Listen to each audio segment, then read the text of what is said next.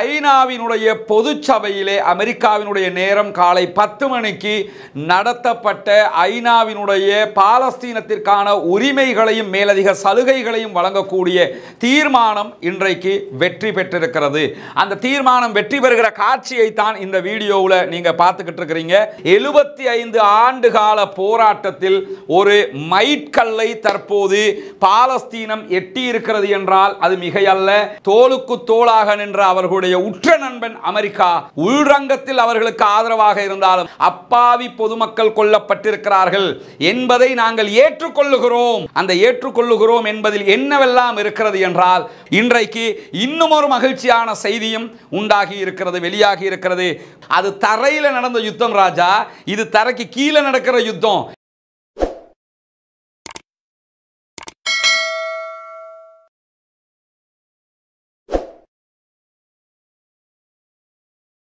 அஸ்ஸலாமு அலைக்கும் வரஹ்மத்துல்லாஹி வபரகாத்துஹு. அன்பிற்கினிய சகோதர சகோதரிகளே, காசா மீதான இஸ்ரேலுடைய தாக்குதல்கள் ஆரம்பிக்கப்பட்டு இன்றோடு 217வது நாட்களை நாம் தாண்டி கொண்டிருக்கக்கூடிய இந்த நேரத்திலே மிக முக்கியமான, நாம் அத்தனை பேரும் எதிர்பார்த்த மகிழ்ச்சிகரமான ஒரு செய்தி நடந்தேறி இருக்கிறது.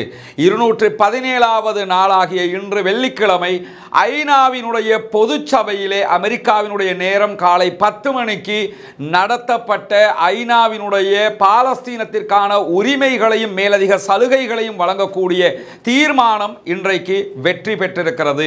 அந்த தீர்மானம் வெற்றி பெறுகிற காட்சியை தான் இந்த வீடியோவில் நீங்க பார்த்துக்கிட்டு இருக்கிறீங்க. தீர்மானத்தின் மீதான வாக்கெடுப்புகள் இங்கே நடைபெற்று கொண்டிருக்கிறது. தீர்மானத்தை ஆதரிக்கிறோமா இல்லையா என்று பல நாடுகளும் வாக்களிக்கக்கூடிய காட்சிகள் தான் இங்கே பதிவு செய்யப்பட்டிருக்கிறது. குறிப்பாக 143 நாடுகள் பாலஸ்தீனத்திற்கான மேலதிக உரிமைகள் சலுகைகள் அத்தனையும் வழங்கப்பட வேண்டும் என்பதை மொத்தமாக அங்கீகரித்திருக்கின்றன. இதிலே 9 நாடுகள் எதிராக வாக்களித்திருந்த அதே நேரம் 25 நாடுகள் வாக்கெடுப்பில் பங்கெடுக்காமல் அமைதி காத்து விட்டார்கள். அவர்கள் எஸ்னும் வாக்களிக்கல, நோன்னும் வாக்களிக்கல. 25 நாடுகள் வாக்களிப்பில் பங்கு கொள்ளாமல் ஒதுங்கிக் கொண்டார்கள். 9 நாடுகள் மட்டுமே எதிர்த்து வாக்களித்திருக்கின்றன. மீதி அத்தனை நாடுகள் 143 நாடுகள் பாலஸ்தீனத்திற்கான இந்த பொதுச்சபை தீர்மானத்திலே ஆதரவாக வாக்களித்திருக்கின்றன. முழு பாலஸ்தீன மக்களும் காசா மக்களும் தற்போது மகிழ்ச்சியில் திளைத்துக் கொண்டிருக்கிறார்கள். குறிப்பாக ஐநா சபையினுடைய இந்த நிகழ்வு அறிவிக்கப்படும் போது பாலஸ்தீனத்தை சேர்ந்தவர்கள் எப்படி இருக்கிறார்கள் என்கிற காட்சிகளை தான் நீங்கள் பார்க்கிறீர்கள். ரொம்ப மகிழ்ச்சியாக ஸ்டேட் ஆஃப் பாலஸ்தீனுடைய அதிகாரிகள், இவர் பாலஸ்தீனத்திற்கான ஐநாவுக்கான பாலஸ்தீனத்தினுடைய தூதுவராக இருக்கிறார். அவருடைய சகாக்கள் அலுவலகர்கள் தான் இங்கே இருக்கிறார்கள். ரொம்ப மகிழ்ச்சியாக இருக்கக்கூடிய காட்சியையும் இஸ்ரேலிய அதிகாரிகள் எப்படி இருக்கிறார்கள் என்கிற காட்சியையும் ஐநாவினுடைய இந்த நேரடி ஒளிபரப்பு காட்டுகிறது. நீங்க பார்க்கலாம். இதுதான் ஐநாவினுடைய பொதுச்சபை. வாக்கெடுப்பு சற்று முன்னால் நிறைவேறி இருக்கிறது. அல்ஹம்துலில்லாஹ், அல்ஹம்துலில்லாஹ், அல்ஹம்துலில்லாஹ். இங்க நீங்க பார்க்கலாம், ஃபேவராக ஓட்டிங் ரிசல்ட், ஃபேவராக 143 பாலஸ்தீனத்திற்கு ஆதரவாக, எகென்ஸ்டாக 9 வாக்குகள். அது 25 நாடுகள் கலந்து கொள்ளாமல் நின்று விட்டன. இங்க அந்த காட்சிகளை தான் பார்க்குறீங்க. இஸ்ரேலியர்கள் நிற்கக்கூடிய காட்சியை நீங்க பார்க்குறீங்க. இதுல வேற போட்டோ எல்லாம் எடுக்கிற அளவுக்கு அவங்களுடைய நிலைமை மாறி இருக்குது. இங்க ஸ்டேட் ஆஃப் பாலஸ்தீனை சேர்ந்தவர்கள் கைதட்டி மகிழ்ச்சியை வெளிப்படுத்தக்கூடிய ஒரு நிலையாக இருக்கிறது. 75 ஆண்டு கால போராட்டத்தில் ஒரு மைட்கல்லை தற்போது பாலஸ்தீனம் எட்டி இருக்கிறது என்றால் அது மிகையல்ல. இங்க நீங்க பார்க்கலாம், அதனுடைய ஓட்டிங்கை திரும்ப திரும்ப அவங்க காட்டிக்கொண்டே இருக்கிறாங்க. குறிப்பாக ஏற்கனவே ஏப்ரல் 18ஆம் தேதி ஐநாவினுடைய பாதுகாப்பு சபையிலே கொண்டு வரப்பட்ட தீர்மானம் வீட்டோ செய்யப்பட்டிருந்த நிலையில்தான் தற்போது இந்த தீர்மானம் வெற்றி வாகை சூடி இருக்கிறது. இந்த தீர்மானத்தை பொறுத்தவரையில இதற்கு பிறகு மீண்டும் இதே தீர்மானம் பாதுகாப்பு சபைக்கு கொண்டு போகப்படும் என்பதில் மாற்று கருத்தில்லை. ஆனா இதுக்கு முன்னாடி நேரடியாகவே செக்யூரிட்டி கவுன்சிலுக்கு போனது. இப்பொழுது நேரடியாக செக்யூரிட்டி கவுன்சிலுக்கு போகாம பொதுச்சபைக்கு வந்து செக்யூரிட்டி கவுன்சிலுக்கு கொண்டு போகப்பட இருக்கிறது. இன்னும் சொல்ல போனால் இதிலே வாக்களித்திருக்கக்கூடிய 143 நாடுகள் தவிர்த்து ஸ்பெயின், அதே போன்று மால்டா, பல நாடுகள், இப்படி யூரோப்பினுடைய நாடுகள் இம்மாதம் 21ஆம் தேதி அளவிலே பாலஸ்தீனத்தை தனி நாடாக அவர்கள் அங்கீகாரம் கொடுக்க இருக்கிறார்கள் என்கிற நிலையில் மீண்டும் இந்த தீர்மானம் பாலஸ்தீனம் பற்றிய மீண்டும் இந்த தீர்மானம் பாதுகாப்பு கவுன்சிலுக்கு கொண்டு வரப்படும் போது 199% அது வீட்டோ செய்யப்படுவதற்கான வாய்ப்பை இழந்திருக்கிறது. வீட்டோ செய்வது மிகப்பெரிய சர்ச்சையை உண்டாக்குகிற அளவுக்கு முழு உலகமும் தற்போது பாலஸ்தீன் பக்கம் திரண்டு நிற்கிறது என்கிற செய்திகள் வெளியாகி இருக்கிறது. பொறுத்திருந்து பார்ப்போம் என்ன நடக்கிறது என்பதை. இன்ஷா அல்லாஹ் இது பாதுகாப்பு கவுன்சிலுக்கு கொண்டு போகப்படும் என்கிற நிலையை நாம் பார்த்து கொண்டிருக்கிறோம். இன்ஷா அல்லாஹ் இதுல யார் யார் எப்படி வாக்களிச்சாங்க, இதுல அடுத்த கட்டம் என்ன நடக்க இருக்கிறது, என்னவெல்லாம் நடக்கலாம் என்கிற மொத்தமான செய்திகளை நாம் உங்களுக்கு ஒரு தனி வீடியோவாக காலையில் அல்லது நாளைக்கு மதியமாகும் போது விரிவாகவே இது தொடர்பாக உங்களுக்கு வழங்க இருக்கிறோம். இன்றைக்கு இதனுடைய சுருக்கமாக வாக்களிப்பில் வென்றிருக்கிறோம். 217 நாட்களுடைய போராட்டம் மட்டுமல்ல, 75 ஆண்டுகால போராட்டம் வெற்றி அடைந்திருக்கிறது. வெற்றிக்கு ரொம்ப நெருக்கத்துக்கே வந்துட்டோம். இன்ஷா அல்லாஹ் இன்னும் சொற்பமான காரியங்கள் மட்டுமே இருக்கிறது என்பதை நாம் இங்கே புரிந்து கொள்ள கடமைப்பட்டிருக்கிறோம். இதே நேரத்தில் பாலஸ்தீனத்திற்கு உரிமைகளையும் பல சலுகைகளையும் வழங்குவதற்கான இந்த தீர்மானம் ஐநாவினுடைய பொதுச்சபையிலே நிறைவேற்றப்பட்டிருக்கிறது. இதனால் என்னவெல்லாம் நடக்கலாம் என்கிற ஒரு முக்கியமான செய்தி அல் ஜசீராவினுடைய மூத்த அரசியல் ஆய்வாளர் மர்வான் பிஷாரா இன்றைக்கு மிக தெளிவாக பேசியிருக்கிறார். இந்த தீர்மானத்தினூடாக உலகத்தின் பார்வையில் பாலஸ்தீனர்கள் தளம் பெறுகிறார்கள், தனியான இடத்தை பெறுகிறார்கள் என்கிறார் மர்வான் பிஷாரா. மிக முக்கியமான அரசியல் ஆய்வாளர், மிக தெளிவாக துல்லியமாக பல செய்திகளை சொல்லக்கூடியவர். அவர் தொடர்ந்து சொல்லும்போது சொல்றாரு, இன்றைக்கு உலகத்திலே நம்ப முடியாத முக்கியமான சம்பவமாக இது நடந்திருக்கிறது. இப்படி ஒன்று நடக்கும்னு யாருமே நம்ப மாட்டாங்க, ஆனால் அது நடந்திருக்கிறது என்கிறார் மர்வான் பிஷாரா. அது மட்டுமல்லாமல் இஸ்ரேல் உலகம் முழுவதும் அடி வாங்குகிறது, பாலஸ்தீனம் மத்திய கிழக்கில் மாத்திரம்தான் அடி கொண்டிருந்தது. ஆனால் உலகம் முழுவதும் அடிவாங்கிய இஸ்ரேலால் இந்த விவகாரத்தை தற்போது தடுக்க முடியவில்லை. முன்னையெல்லாம் எப்படின்னா பாதுகாப்பு சபைக்கு வந்தால் அல்லது பொது சபைக்கு வந்தால் உடனே மறு பேச்சு கிடையாது, வீட்டோ அடிச்சுட்டு போய்கிட்டே இருப்பாங்க. பெரும்பாலும் பாதுகாப்பு சபையில் பாலஸ்தீனத்திற்கு எதிராக கொண்டு வரப்பட்ட 60க்கு மேற்பட்ட தீர்மானங்கள் வீட்டோ செய்திருக்கிறது அமெரிக்கா என்கிற நிலையில் தான் தற்போது இந்த மாற்றங்கள் எல்லாம் நடந்து கொண்டிருக்கிறது. இது வரலாற்றின் மிக முக்கியமான ஒரு நாளாக இருக்கிறது. எந்த அளவுக்கு என்றால் மர்வான் பிஷாரா தொடர்ந்து சொல்லும் போது சொல்கிறார், 75 ஆண்டுகளுக்கு மேலாக அடிப்படை உரிமைகள் மறுக்கப்பட்ட பாலஸ்தீன மக்களுடைய எதிர்காலத்தில் இந்த வரைவு தீர்மானம் ஆழமான தாக்கத்தை ஏற்படுத்தும் என்கிறார் மர்வான் பிஷாரா. கண்டிப்பாக அது ஆழமான தாக்கத்தை உண்டாக்கத்தான் போகிறது. இன்ஷா அல்லாஹ் நாம் ஒரு 100% சுதந்திர பாலஸ்தீனத்தை கண்களால் பார்க்க போகிறோம். மற்ற நாடுகளுக்கு சென்று வருவதைப் போல பாலஸ்தீனத்திற்கும் சென்று வருகிற ஒரு வாய்ப்பு மிக தெளிவாக அமையப்போகிறது. காசாவுக்கு சென்று வருகிற வாய்ப்பு அமையப்போகிறது என்பதில் நாம் சந்தேகம் கொள்ள வேண்டிய அவசியமில்லை. இன்ஷா அல்லாஹ் அதை அல்லாஹ் சாத்தியப்படுத்துவான். மர்வான் பிஷாரா தொடர்ந்து பேசும்போது மிக தெளிவாக சொல்லக்கூடிய ஒரு முக்கியமான செய்தி என்னன்னு சொன்னா, பாலஸ்தீன அரசாங்கம் சர்வதேச சமூகத்தில் தனக்கான இடத்தை பெறுவதற்கு தகுதியானது மட்டுமல்ல, முழு உறுப்பினர் உரிமையை பெற்றுள்ளது என்பதை நிரூபித்துக் கொண்டிருக்கிறது. பாலஸ்தீனம் ஐநாவிலே முழு உறுப்புரிமையை பெற்றுக் கொண்டிருக்கிறது என்பதை நிரூபிக்கிறது என்று சொல்லுகிற மர்வான் பிஷாரா தொடர்ந்து சொல்லுகிறார், ஜூன் மாதம் 4ஆம் தேதி 1967 எல்லைகளை அடிப்படையாக கொண்ட இரு நாட்டு தீர்வு சாத்தியப்பட போகிறது என்கிறார் மர்வான் பிஷாரா. அது மட்டுமல்லாமல் தொடர்ந்து அவர் சொல்லும்போது அல் ஜசீராவினுடைய மூத்த அரசியல் ஆய்வாளர் இவர் தொடர்ந்து சொல்லும்போது சொல்றாரு, ஐக்கிய நாடுகள் சபையில் பாலஸ்தீனத்திற்கு முழு உறுப்புரிமை வழங்குவது என்பது இரு நாடுகளுடைய தீர்வுக்கு ஆதரவாக ஒரு சக்தி வாய்ந்த செய்தியை தந்திருக்கிறது. இதுதான் நாம் எதிர்பார்த்து கொண்டிருந்த செய்தி என்கிறார் மர்வான் பிஷாரா. இந்த விவகாரங்கள் எல்லாம் 2 நாடுகள் தீர்மானத்திற்கு பக்கபலமாக அமைந்து விட்டது. மொத்தத்தில் நீங்க பார்க்கலாம் வேண்டாம். அல்லாஹ்வினுடைய உதவியால் இம்முறை மிலிட்டரி வாரில் அடி வாங்கி செத்து கொண்டிருக்கிறது இஸ்ரேலிய ஆக்கிரமிப்பு பயங்கரவாத ராணுவம். அதே நேரத்தில் அரசியல் ரீதியாக அடி வாங்கி கொண்டே இருக்கிறார்கள். இத்தனை ஆண்டு காலம் தோளுக்கு தோளாக நின்ற அவர்களுடைய உற்ற நண்பன் அமெரிக்கா உள்ரங்கத்தில் அவர்களுக்கு ஆதரவாக இருந்தாலும் வெளிப்படையாக ஆயுத கப்பல் நிறுத்தப்படுகிற அளவுக்கு அவர்களுடைய நிலை மாறி இருக்கிறது என்பதை நாம் புரிந்து கொள்ள வேண்டும். இம்முறை அமெரிக்கா அனுப்ப இருந்த ஆயுத கப்பல் நிறுத்தப்பட்டிருக்கிறது. அந்த கப்பல் அனுப்பப்பட்டிருந்தால் 18 லட்சம் வெடிபொருட்களை கொண்ட கப்பலாக அது இருக்கும் என்று சொல்லப்படுகிறது. 18 லட்சம் வெடிபொருட்களை கொண்ட கப்பல் தற்போது அனுப்ப முடியாமல் நிறுத்தப்பட்டமைக்கான காரணம் அமெரிக்காவிலே உண்டான மாணவர் எழுச்சி. நம்ம திரும்ப திரும்ப சொன்னோம், மற்றவங்கெல்லாம் கதை வேற. மாணவர்களோடு ஸ்டூடெண்ட் மூவ்மெண்ட்டுங்கிறது ரொம்ப முக்கியமானது. அவர்களோடு மோதுவது என்பது சாதாரணமானது அல்ல. அவர்களோடு முட்டி மோத போன ஜோ பைடனுடைய அரசாங்கம் தற்போது மூக்குடைந்து நிற்கிறது என்பது மட்டுமல்ல, இன்றைக்கு இன்னும் ஒரு மகிழ்ச்சியான செய்தியும் உண்டாகி இருக்கிறது, வெளியாகி இருக்கிறது. வரலாற்றில் முதல் தடவையாக காசாவில் அமெரிக்காவினுடைய குண்டுகள் அப்பாவி மக்களை கொன்றிருக்கிறது என்பதை வெளிப்படையாக ஒப்புக்கொண்டிருக்கிறார் ஜோ பைடன். ஜோ பைடன் ஒப்புக்கொண்டதுங்கிறது அதான் நடந்துகிட்டு இருக்குதே நம்ம நினைச்சுக்கிட்டு போயிருவோம்.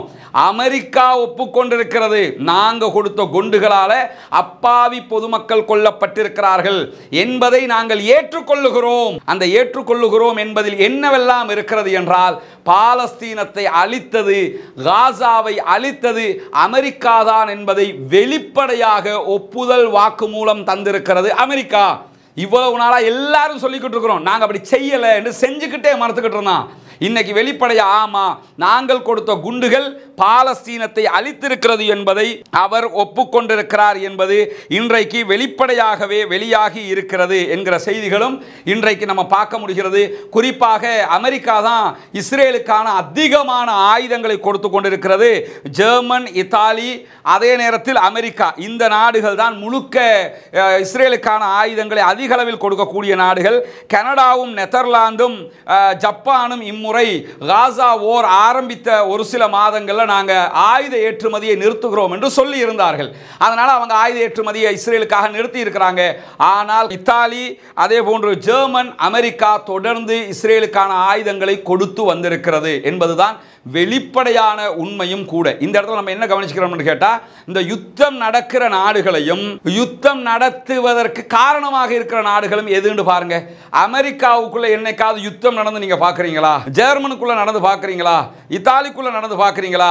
யூரோப்ல நடந்து பாக்குறீங்க? பெரும்பாலும் கிடையாது. யூரோப்ல பெரும்பாலான நாடுகள்ல, ஒரு சில நாடுகள்ல கூட இந்த யுத்தங்கள் நடப்பதை நீங்க பார்க்க முடியாது. எனவே மத்திய கிழக்கு அரபு நாடுகளாக இருந்தாலும் சரி, ஆப்பிரிக்க நாடுகளாக இருந்தாலும் சரி, அத்தனை நாடுகளும் உள்நாட்டு சண்டைகளை உண்டாக்கி விடுவது, இரண்டு நாடுகளுக்கு இடையிலான சண்டைகளை தூண்டி விடுவது. தூண்டி விட்டுட்டு என்ன செய்வான்னு கேட்டா, அடிக்கிறவன் அடிபடுகிறவன் ரெண்டு பேருக்குமே ஆயுத விற்பனையை அமெரிக்கா செய்து கொண்டிருக்கும், பிரித்தானியா செய்து கொண்டிருக்கும், ஜெர்மன் செய்து கொண்டிருக்கும், இத்தாலி செய்து கொண்டிருக்கும். ஆனால் அவர்களுடைய நாடுகளில் எந்த சண்டையும் இருக்காது. மற்ற நாடுகளுக்கு நாங்கள் சமாதானம் பேசுகிறோம் என்று சொல்லிக் கொள்வார்கள்.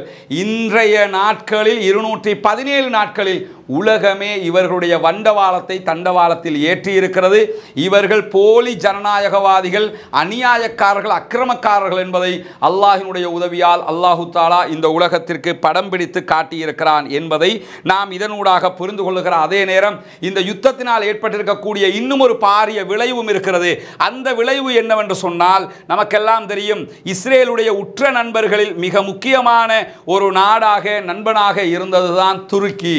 என்னதான் இருந்தாலும் அதாவது விருப்பு வெறுப்புக்கு அப்பால் துருக்கியினுடைய அர்துகானுடைய அரசாங்கம் முழுக்க முழுக்க இஸ்ரேலுக்கு ஆதரவாக செயல்பட்டது. ஆனால் அங்கு ஏற்பட்ட மக்கள் எழுச்சி, இந்த காசாவில் ஏற்பட்ட இந்த பிரச்சனையால் ஏற்பட்ட தாக்கம் அர்துகானையே ஆட்டம் காண வைத்தது மட்டுமல்லாமல், அர்துகானை பாலஸ்தீனத்தின் பக்கம் மிக உறுதியாக கொண்டு வந்து நிறுத்தி இருக்கிறது.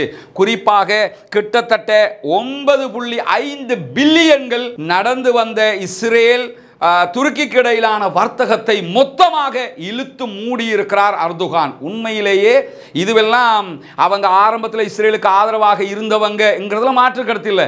ஆனால் அவங்க இப்போ எடுத்த இந்த முடிவு இருக்குதுல்ல, இதெல்லாம் ரொம்ப போல்டான முடிவுகள். இதெல்லாம் சாதாரணமாக எடுத்துட முடியாதுங்க. 9.5 பில்லியன் US டாலருடைய பிசினஸ்ங்கிறது கற்பனை கெட்டுதா உங்களுக்கு? நம்ம நாட்டுக்கு இந்த 9.5 பில்லியன் இருக்குமாக இருந்தால் நாடு யூரோப்பா மாறிடும். அந்த அளவுக்கு உண்டான ஒரு பெரும் பணத்தொகை அது. அவ்வளவு பணத்தொகையை கொண்ட ஒரு வருஷத்தில் அவ்வளோ பிஸ்னஸ் இஸ்ரேலுக்கும் அவங்களுக்கும் மத்தியில். அந்த பிஸ்னஸை எந்த ஒரு முன்னறிவித்தலும் இல்லாமல் இழுத்து மூடியிருக்கிறார் அர்துகான். எந்த வழிகளையும் பண்ண முடியலை. இஸ்ரேலே இதை எப்படியாவது திறந்து விடுங்கன்னு கெஞ்சிக்கிட்டு இருக்கிற அளவுக்கு அவர் இழுத்து மூடியிருக்கிறார். வரலாற்றில் மிக முக்கியமான தருணம். அர்துகான் இந்த விவகாரத்தில் பாராட்டப்பட வேண்டியவர் என்பதிலே எந்த மாற்று கருத்தும் இல்லை. காசாவினுடைய விவகாரத்தில் இஸ்மாயில் ஹனியாவை அழைத்து பேசியதாக இருக்கலாம், காசாவுக்கு பலமுறை கப்பல்களை அனுப்பியதாக இருக்கலாம், உணவுகளை வாரி வழங்கியதாக இருக்கலாம். அர்துகானுடைய இந்த முறை அவர் செயல்படுகிற இந்த பணி எவ்விதத்திலும் குறைவற்றது என்பதையும் நாம் புரிந்து கொள்ள வேண்டும். இதே நேரத்தில் ரஃபாவில் என்னவெல்லாம் நடந்து கொண்டிருக்கிறது, காசாவில் என்னவெல்லாம் நடக்கிறது என்பது மிக முக்கியமானது. குறிப்பாக ரஃபா நடவடிக்கையினுடைய விரிவாக்கத்திற்கு இஸ்ரேலிய பாதுகாப்பு அமைச்சரவை ஒப்புதல் வழங்கி இருக்கிறது என்கிற மிக துயரமான செய்தி சற்று முன்னால் வெளியாகி இருக்கிறது. ஒருபுறம் ரொம்ப மகிழ்ச்சியான ஒரு செய்தி நமக்கு கிடைக்கிற அதே நேரம் இன்னொரு புறம் ரொம்ப கவலையான ஒரு நிகழ்ச்சி என்னவென்று சொன்னால், ரஃபா மீது மொத்தமான தாக்குதல் நடத்துவதற்கு இஸ்ரேலுடைய வார் கேபினட் அனுமதி கொடுத்திருக்கிறார்கள். இந்த வார் கேபினட்டுடைய அனுமதி கிடைச்சதுனால அவங்க தரைப்படை தாக்குதல்களை விரிவுபடுத்துவார்கள். இப்பொழுது இந்த ரெசல்யூஷன் பாஸ் ஆகி இருக்கிறதுனால அவர்களுடைய தரைப்படை நடவடிக்கைகளில் என்னவெல்லாம் மாற்றம் ஏற்பட போகிறது என்பதை நமக்கு நாளையில தான் நமக்கு பார்க்க முடியும். உடனடியாக என்னென்ன மாற்றங்கள் வரப்போகிறது என்பதை நம்ம உடனடியாக உங்களுக்கு கொண்டு வந்து தர இருக்கிறோம் இன்ஷா அல்லாஹ். ரஃபாவில் பாலஸ்தீனத்தினுடைய சுதந்திர போராளிகளுக்கும் இஸ்ரேலிய படைகளுக்கும் இடையிலான கடுமையான சண்டைகள் நடைபெற்று வருகிறது. எந்த அளவுக்கு நடைபெற்று வருகிறது என்றால், ரஃபாவில் மட்டுமல்லாமல் நார்த் காசாவில் ஹமாஸ் செயல்படுகிறது என்கிற செய்திகள் வெளியாகி இருக்கிறது. எந்த அளவுக்கு செய்திகள் வெளியாகி கொண்டிருக்கிறது என்று சொன்னால், பேச்சுவார்த்தை தோல்வி அடைந்திருக்கிறது. நிரந்தர யுத்த நிறுத்தம் என்பது தோல்வி அடைந்திருக்கிறது. கத்தாருடைய பேச்சுவார்த்தையில் கலந்து கொண்ட நடுவர்கள் கத்தாருக்கு திரும்பிவிட்டார்கள். எகிப்தினுடைய நடுவர்களும் வெளியேறிவிட்டார்கள். ஹமாஸ் கத்தாருக்கு திரும்பிவிட்டது, இஸ்ரேலும் திரும்பிவிட்டது. எனவே சமாதான பேச்சுவார்த்தைகள் கிடையாது என்கிற நிலையில் தான் உச்சம் தொட்டிருக்கிறது ஹமாஸினுடைய தாக்குதல்கள். ஹமாஸ் தர்ற லோக்கலுக்கு இறங்கி நின்று அடிக்கிறாங்க என்கிற செய்திகள் வெளியாகி கொண்டிருக்கு. இதில் ஒன்றை கவனிச்சுக்கிறங்க. சில பேர் என்ன சொல்றாங்கன்னா, அவ்வளோ பேர் செத்துக்கிட்டு இருக்கிறான், ஹமாஸ் ஜெயிச்சிட்டான்னு சொல்லிக்கிட்டு இருக்கிறீங்களே என்று சில பேர் மீண்டும் அதே பழைய பல்லவியை பாட ஆரம்பித்திருக்கிறார்கள். ஒன்றை புரிந்து கொள்ளுங்கள், இஸ்ரேல் என்பது உலகத்திலேயே மிக மிக முக்கியமான பலம் வாய்ந்த ஒரு இராணுவம் என்பதிலே யாருக்கும் மாற்று கருத்தில்லை. ஆனால் இஸ்ரேல் ஒரு முறையும் தோற்றதில்லை என்கிற அளவுக்கு அவர்களுடைய கட்டமைப்பை அவர்கள் உருவாக்கி வைத்திருந்தார்கள். ஷின்பத் என்றால் எப்படி தெரியுமா? அவர்களுடைய கண்ணை மீறி எவரும் எதுவும் செய்ய முடியாது. மொசாத் என்றால் எப்படி தெரியுமா? அவங்களுடைய பார்வையை மீறி எவரும் எதுவும் செய்ய முடியாது என்கிற மாய வலைப்பின்னல்களை உடைத்து நொறுக்கி நீங்கெல்லாம் டம்மி பீஸு என்பதை உண்டாக்கியவர்கள் யார் என்றால் ஹமாஸ் என்றால் அதிலே மாற்று கருத்து இருக்க முடியாது. காரணம் என்னன்னா, இன்னைக்கு 217 நாளுங்க, இந்தா முடிச்சிருவோம் 10 நாளில் முடிஞ்சிருமுண்டாங்க. 217 நாட்களாக நின்று பிடிக்கிறானா இல்லையா? காசாவில் சாப்பிட முடியாத நிலை இருக்கிறது. காசாவுக்குள்ள ஒரு உணவுகளும் உள்ளே நுழையவில்லை. ஆனாலும் பாலஸ்தீன விடுதலை போராட்ட வீரர்கள் தங்களுடைய போராட்டத்திலிருந்து பின்வாங்கினார்களா? அதெல்லாம் ட்ரைனிங் இருக்குது. அதுக்கெல்லாம் அந்த உள்ளத்தை புடம்போடுகிற சிஸ்டம் இருக்கிறது.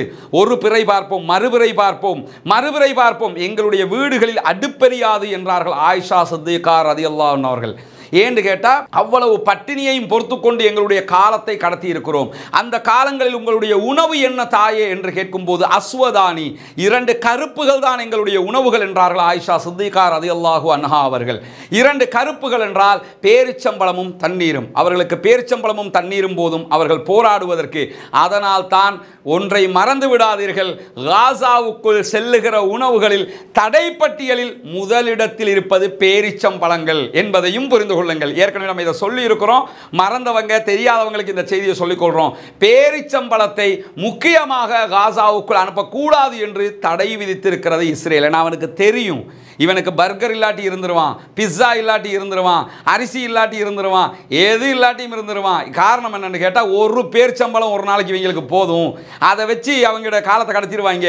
அந்த மாதிரியான தைரியத்தோடு தான் அவர்கள் இன்றைக்கு 217வது நாளாகவும் போராடி கொண்டிருக்கிறார்கள். ஆயுதங்கள் இல்லை எங்கள்கிட்ட, நாங்கள் போராட்டத்தை நிறுத்திட்டோம் என்று என்னைக்காவது ஹமாஸ் சொன்னாங்களா?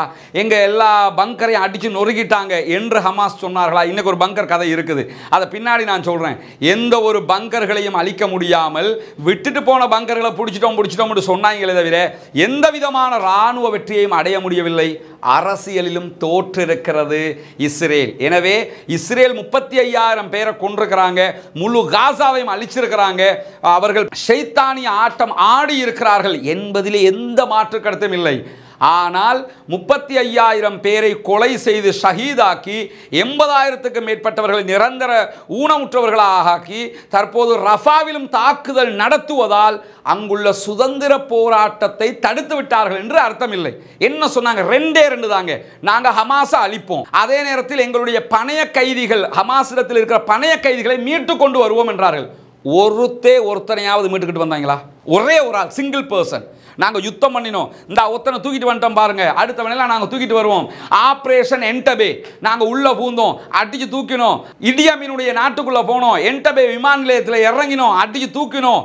அது மாதிரி நாங்கள் உள்ள போவோம், அடிச்சு தூக்கிட்டு வருவோம். நாங்கள் என்டபே சம்பந்தமாக தனியாக ஒரு வீடியோவில் விளங்கப்படுத்தி இருக்கிறோம், பார்க்காதவங்க அதில் பார்த்துக்கணுங்க. என்டபேயில் இஸ்ரேல் எப்படி சாதித்தது என்பதை. அதில் மாற்று கருத்து இல்லை, அது தரையில் நடந்த யுத்தம் ராஜா, இது தரைக்கு கீழே நடக்கிற யுத்தம். என்டபேயில் செஞ்ச மாதிரி என்டபேயில் 92 இஸ்ரேலியர்களை வித்தின் 1 ஹவர்ல தூக்கிட்டு வந்தாங்க.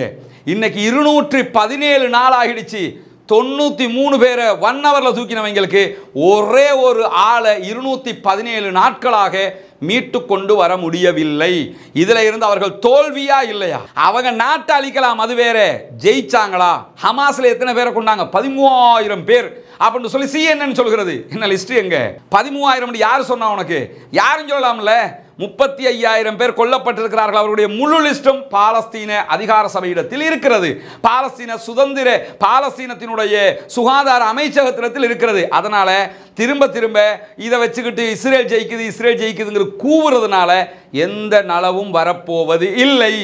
அது நம்ம தம்பி பொக்கிஷம் மாதிரி ஆக்களுக்கு வேணும்னா இன்ட்ரெஸ்டா இருக்குமே தவிர, நிதர்சனமாக உண்மையை நேசிக்கக்கூடியவர்கள், உண்மையை தான் பார்க்கணும்னு நினைக்கிறவங்க கண்டிப்பாக இதுவெல்லாம் என்ன நிலை என்பதை புரிந்து வைத்திருக்கிறார்கள் என்பதை தெளிவாக புரிந்து கொள்ளுங்கள். அதுக்கு நிதர்சனமான சான்றுகள் இன்றைக்கு ஐநாவிலே அவர்களுக்கு ஏற்படுகிற தோல்விகள் கூட மிக தெளிவாக கற்றுத்தந்து கொண்டிருக்கிறது என்பது மட்டுமல்லாமல், இந்த பேச்சுவார்த்தை தோல்வி அடைந்ததற்கு பிறகுதான் பாரிய தாக்குதல்களை இன்றைக்கு ஆக்கிரமிப்பு இஸ்ரேலிய இராணுவத்தின் மீது காசாவில் இருக்கக்கூடிய போராளிகள் நடத்தி கொண்டிருக்கிறார்கள். இப்போ நீங்க ஒரு லிஸ்டே பார்க்கலாம். நான் ஒரு அளவுக்கு தான் தொகுத்திருக்கேன், கூட இன்னும் இருக்குது அவ்வளவுக்கு. ஏன்னா இந்த செய்தி வந்ததோட அதையும் கொண்டு வந்து சேர்க்கணுங்கிறதுனால நிறைய நமக்கு நடந்த தாக்குதல்களை தொகுக்க முடியல. நூற்றுக்கணக்கான தாக்குதல்கள் இன்றைக்கு, குறிப்பாக பாரிய அளவில் நடந்த தாக்குதல்களில் நெட்சாரிம் பகுதிகளில் இருந்த இஸ்ரேலுடைய எதிரிப்படைகள் மீது நூற்றுக்கணக்கான மோட்டார் குண்டு தாக்குதல்கள் இன்றைக்கு நடத்தப்பட்டிருக்கிறது. அதே நேரத்தில் கஸ்ஸாம் பிரிகேட் ரஃபாவினுடைய கிழக்கு பகுதிகளில் அல்-தாவா மசூதிக்கு அருகாமையில் இருந்த அவர்களுடைய இராணுவத்தின் 3 படைப்பிரிவுகள் மீது பாரிய தாக்குதல்களை நடத்தி இருக்கிறார்கள். அங்கே இருந்த ஏராளமான டசன் கணக்கான இஸ்ரேலிய ஆக்கிரமிப்பு படையைச் சேர்ந்தவர்கள் இருந்த ஒரு கட்டிடம் டிபிஜி ஷெல் மூலம் தாக்கப்பட்டிருக்கிறது என்கிற செய்திகள் வந்திருப்பது மட்டுமல்லாமல், தாக்குதலை தொடர்ந்து யாசின் 105 மூலமாகவும் அவர்களை நோக்கி மேலதிக தாக்குதல்களையும் நடத்தி இருக்கிறார்கள். 3 படைப்பிரிவு ஒரே நேரத்தில் கதற அவர்கள் அழிக்கப்பட்டிருக்கிறார்கள், ஓட விரட்டப்பட்டிருக்கிறார்கள், அவர்கள் துவம்சம் செய்யப்பட்டிருக்கிறார்கள் என்கிற செய்தி இன்றைக்கு வெளியாகி இருப்பது மட்டுமல்லாமல், அவர்களுடைய கிட்டத்தட்ட இதுவரைக்கும் நம்ம தொகுத்தது பிரகாரமே 14 மெர்காவா டேங்குகள் இன்றைக்கு தெரிக்க விடப்பட்டிருக்கிறது. மெர்காவா டேங்குகள் 14 இன்றைக்கு கபருக்குள் அனுப்பப்பட்டிருக்கிறது. 14 மெர்காவா டேங்குனா ஒரு டேங்குக்குள்ள மினிமம் 5 பேர்னு நீங்க வச்சா கூட எத்தனை பேர் இருப்பான்னு பாருங்க. சுமார் 70 பேராவது கொல்லப்பட்டிருக்க வேண்டும் அந்த மெர்காவா டேங்குகள் மீதான தாக்குதலின் அடிப்படையில். அது மட்டுமல்லாமல் கஸ்ஸாம் பிரிகேட் இன்றைக்கு ரஃபாவினுடைய கிழக்கு பகுதியில் இருக்கக்கூடிய ஜாயல் பகுதிகளில் அந்த ஏரியாவில் இருந்த இஸ்ரேலுடைய படைத்தளம், அவங்க இப்போ கொண்டு அமைச்சிருக்க தற்காலிக படைத்தளத்திற்கு நடத்தப்பட்ட கன்னிவெடி தாக்குதல்களில் துல்லியமாக பதுங்கியிருந்து நடத்திய தாக்குதல்களில் அந்த பகுதியில் நிலை நின்றிருந்த இஸ்ரேலிய படையில் அதிகமானவர்கள் இன்றைக்கு கொல்லப்பட்டிருக்கிறார்கள் என்கிற செய்திகள் வெளிவந்திருக்கு. இதெல்லாம் துல்லியமாக எத்தனை பேர் கொல்லப்பட்டிருக்கிறாங்கிறது கரெக்டாக வரல, ஆனால் பெரிய படைகளை நோக்கிய பாரிய அட்டாக் நடந்திருக்குது. குறைந்தது இன்றைக்கு மட்டுமே ஒரு 300க்கும் மேற்பட்டவர்கள் கொல்லப்பட்டிருக்க வேண்டும். ஆனால் கண்டிப்பாக வெறும் 4 இப்போ சொல்லியிருக்கிறாங்க 4 பேர் கொல்லப்பட்டிருக்கிறாங்க என்று சொல்லி இப்போ கொஞ்சத்துக்கு முன்னாடி பிரேக்கிங் வந்திருக்கு. அல் ஜசீராவும் போட்டிருக்கிறாங்க. என்னன்னா இஸ்ரேல் சொல்றாங்க 4 பேர் தான் செத்துருக்கிறாங்களா. இந்த மாதிரி வெளுத்து துவைச்சு தொங்க போட்டு காய போட்டு வச்சிருக்கிறான். ஆனால் 4 பேர் தான் செத்தன்னு சொல்லுவாங்க. அதே மாதிரி கஸ்ஸாம் பிரிகேட் இன்றைக்கு மேலதிகமாக யாசின் 105 மூலமாக தெற்கு ரஃபாவில் நடத்திய தாக்குதல்களில் அவர்களுடைய வாகனங்கள் இராணுவ வெஹிக்கிள்ஸ் 2 மொத்தமாக அளிக்கப்பட்டிருக்கிறது. இது மெர்காவா டேங்க் லிஸ்ட்டில் வரக்கூடியது அல்ல. அதே மாதிரி பார்த்தீங்கன்னு சொல்லி சொன்னால் யாசின் 105 மூலமாக கஸ்ஸாம் பிரிகேட் இன்றைக்கு அவர் ஜியோனிஸ்டுகளுடைய புல்டோசர் 3 புல்டோசர்களை அளித்திருக்கிறார்கள் என்கிற செய்திகளும் இன்றைக்கு வெளியாகி இருக்கிறது. அது மட்டுமல்லாமல் ரஜூம் ஏவுகணை மூலமாக இஸ்னாட் ஷூபா இராணுவ தளத்தை மொத்தமாக குண்டு வீசி தாக்கி இருக்கிறோம். ரஜூம் ஏவுகணை மூலமாக தாக்கி இருக்கிறோம் என்கிறது கஸ்ஸாம் பிரிகேட். அது மட்டுமல்லாமல் காசா நகரத்தில் இருக்கக்கூடிய ஜாய் டவுன் பகுதிகளில் உள்ளே தெற்கு பகுதியால் ஊடுருவி இருக்கக்கூடிய கஸ்ஸாம் பிரிகேடினுடைய படைப்பிரிவுகள் அங்கிருக்கக்கூடிய இஸ்ரேலிய ஆக்கிரமிப்பு பயங்கரவாத இராணுவத்துடன் பாரிய தாக்குதல்களை மேற்கொள்வதாகவும் ஜாய் டவுனுடைய தெற்கு பகுதிகளில் யாசின் ஷெல் தாக்குதல் மூலமாக மெர்காவா டேங்குகள் 4 அந்த பகுதிகளிலும் காலி பண்ணப்பட்டிருப்பதான செய்திகள் வெளியாகி இருக்கிறது. அது மட்டுமல்லாமல் ரஃபா நகரத்தினுடைய கிழக்கு பகுதியில் அபு ஹலாவா பகுதிகளில் யாசின் 105 மூலமாக நடத்தப்பட்ட தாக்குதல்களில் அந்த பகுதிகளிலையும் 2 மெர்காவா டேங்குகள் காலி செய்யப்பட்டிருக்கிறது. ரஃபாவினுடைய கிழக்கு பகுதி கரோம் ஷலோம் பகுதிகளில் இருந்த இராணுவ தளம் மீது கனரக மோட்டார் குண்டு தாக்குதல்கள் நடத்தப்பட்டிருப்பதாக அல் கஸ்ஸாம் பிரிகேட் இன்றைக்கு அறிவித்திருக்கிறார்கள். அது மட்டுமல்லாமல் கஸ்ஸாம் பிரிகேட் மிஃப்தாஹி பகுதிகளில் நடத்தப்பட்ட ஏவுகணை தாக்குதல்களில் பல பேர் கொல்லப்பட்டிருக்கிறார்கள் இஸ்ரேலிய ஆக்கிரமிப்பு பயங்கரவாத இராணுவத்தை சேர்ந்தவர்கள் என்பதையும் அறிவித்திருப்பது மட்டுமல்லாமல் கஸ்ஸாம் பிரிகேட் நடத்துகிற தாக்குதல்களோடு இன்றைக்கு ஒரு புதிய பிரிகேடும் சேர்ந்திருக்கிறார்கள். ஜிஹாத் ஜிப்ரீல் என்கிற ஒரு பிரிவும் சேர்ந்திருக்கிறது. ஜிஹாத் ஜிப்ரீல் என்கிற ஒருவர் அவர் ஏற்கனவே இருந்து போராடி இந்த சுதந்திரத்திற்காக மரணித்த ஒருவர், அவருடைய பேரிலே உருவாக்கப்பட்டிருக்கக்கூடிய தியாகி ஜிஹாத் ஜிப்ரீல் படைப்பிரிவும் இன்றைக்கு ரஜூம் ஏவுகணை தாக்குதல்களை நெட்சாரிம் பகுதிகளில் தாறுமாறாக நடத்தி கொண்டிருக்கிறது என்கிற செய்திகள் வெளியாகி இருக்கிறது. அதே நேரத்தில் இன்றைக்கும் இஸ்ரேலுடைய இன்ஜினியரிங் படைப்பிரிவு ஒன்று சுரங்கப்பாதைக்குள் நுழைய முயற்சித்த நேரம் அவர்களை உள்ளிழுத்து அழித்திருக்கிறதே கஸ்ஸாம் பிரிகேட். சில சகோதரர்கள் கேட்டிருந்தாங்க, அப்போ எப்படி அவங்க உள்ள போயிட்டாங்க தானே, கண்டுபிடிச்சிட்டாங்க தானே? அவங்கெல்லாம் கண்டுபிடிக்கல. சுரங்கப்பாதைகளுக்கு வெளியில் ஏற்கனவே இஸ்ரேல் என்ன அறிவிச்சிருக்கிறான்னு கேட்டால், ஹீப்ரு மொழியில் யாராவது சத்தம் போடுற மாதிரி சத்தங்கள் கேட்டால் தயவு செஞ்சு அந்த பக்கம் போயிடாதீங்கடா என்று சொல்லி இந்த மாட்டு பயல்களுக்கு சொல்லி வச்சிருக்கிறாங்க. உள்ளே போயிடாத. என்ன செய்வாங்கன்னு கேட்டால், இந்த பங்கருக்குள்ளே உள்ளே இழுத்துக்கிறதுக்காக ஸ்பீக்கரில் அந்த ஆட்கள் கதறுகிற சவுண்டை ரெக்கார்ட் பண்ணி கஸ்ஸாம் பிரிகேட் என்ன செய்வாங்கன்னா ஒளிபரப்புவாங்க. ஒளிபரப்பும் போது இவன் என்ன பார்த்துக்குருவான், அந்த லூசு கூட்டம், ஓகே நம்ம கத்துற சத்தம் கேட்குது, நம்ம ஓடி போய் என்னன்னு பார்த்துருவோம், உடனே மீட் எடுத்துருவோம், அதுக்கு தானே போகிற சொல்லிருக்கிறாங்க. அந்த மாதிரி போகும்போது அப்படியே உள்ள இழுத்துக்கிட்டே பங்கருக்குள்ள போவாங்க. உள்ள ஃபுல்லா செட் பண்ணி வச்சு அப்படி வெடிக்க செய்கிறார்கள் என்றுதான் இந்த செய்திகள் சொல்லிக் கொண்டிருக்கிறது. எனவே இன்னைக்கு சொல்லியிருக்கிறாங்க, நாங்க ஹமாஸினுடைய ஒரு சுரங்கப்பாதையை கண்டுபிடிச்சோம்னு சொன்னாங்க. ஒன்றும் மாற்று கருத்து இல்லை. ஜெருசலம் போஸ்ட் எல்லாம் போட்டுக்கிறாங்க. கண்டுபிடிச்சோம்னு சொன்னாங்களே, கண்டுபிடிச்சதுக்கு பிறகு என்ன நடந்துச்சு? கண்டுபிடிச்சதாக அறிவிச்சவனே இப்ப இல்ல, அடிச்சு தூக்கி துவம்சம் பண்ணி வச்சிருக்கிறாங்க. கண்டுபிடிச்சிட்டோம் எல்லாம் சொல்லிட்டாங்க, கண்டுபிடிச்சிட்டோம் உள்ள இருக்கும் போதே அடிச்சு தூக்கிட்டாங்க.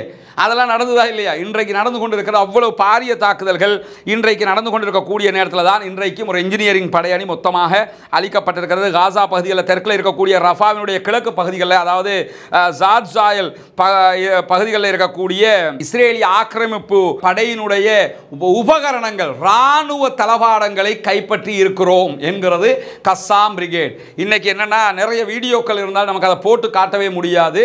நம்ம போடுகிற வீடியோக்களுக்கு ரொம்ப இப்போ திருப்பி அந்த யுத்தம் உக்கிரம் அடைகிறதுனால போட்டு காட்டுகிற வீடியோக்கள் அதனால ரெஸ்ட்ரிக்ஷன் பண்ணிக்கிட்டு இருக்கிறாங்க. நமக்கு அதை போட்டு காட்ட முடியாது.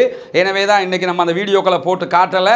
அதை நீங்கள் அல் ஜசீராவினுடைய அரபு பக்கத்திலும் அல் அரபியா ஜதீதினுடைய அரபு பக்கத்திலும் முழுமையாக போய் பார்க்க முடியும். அவங்க போட்டுக்கிட்டு தான் இருக்கிறாங்க.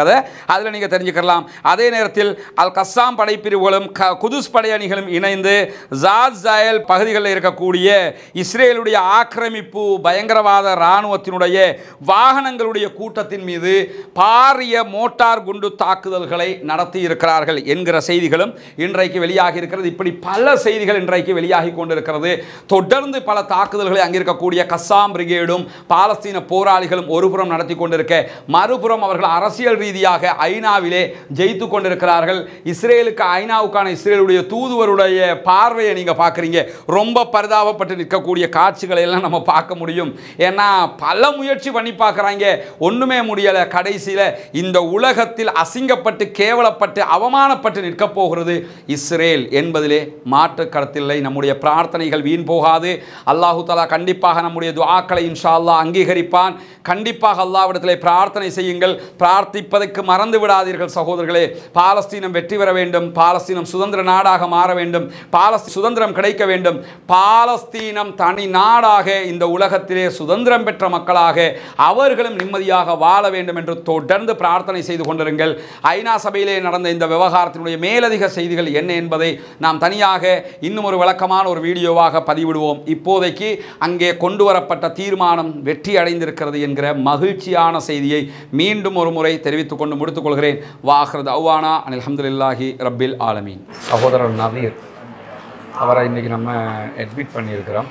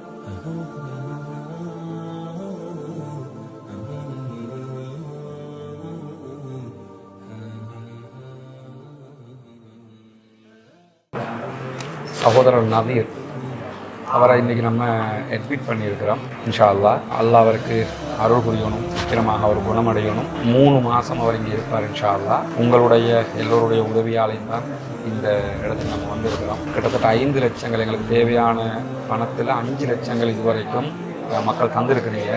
இன்னும் அவருக்கு ட்ரீட்மெண்ட்டுக்கு இன்னும் ஒரு அதே மாதிரி இன்னொரு மடங்கு 10 லட்சங்கள் வரைக்கும் அதுக்கு செலவு இருக்கிறதுனால இவருடைய அக்கௌண்ட்டுக்கே உங்களால் முடிஞ்ச உதவிகளை நீங்கள் பண்ண முடியும். இது வரைக்கும் 5,08,000 ரூபா சம்திங், 5,08,000 ரூபா மொத்தமாக நமக்கு கிடைச்சிருக்குது. இன்ஷா அல்லாஹ் இன்றைக்கி 2 மணிக்கு ட்ரீட்மெண்ட் ஆரம்பிக்கிறாங்க, வெள்ளிக்கிழமை. நிறைய அத்தனை பேரும் பிரார்த்தனை பண்ணுங்க. சரியாக 3 மாதங்கள்ல இன்ஷா அல்லாஹ் அவர் எந்திரிச்சு நடப்பார்.